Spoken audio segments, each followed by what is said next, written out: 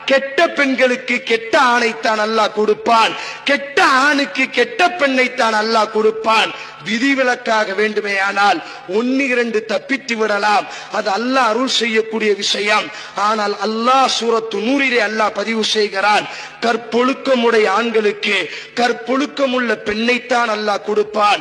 நீங்கள் கற்பொழுக்கமுள்ள பெண்ணாக இருந்தால் அல்லாமா இக்பால் சொல்வதை போன்று நீங்கள் யூசுஃபை போன்று கற்பொழுக்கத்தை பேணினால் அல்லாஹ் உங்களுக்கு மரியமை போன்று கற்பொழுக்கமுள்ள பெண்ணை அல்லாஹ் கொடுப்பான்.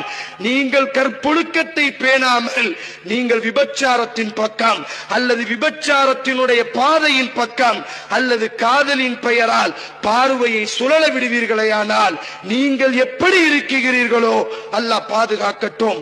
அப்படித்தான் உங்களினுடைய மனைவியையும் தருவான்.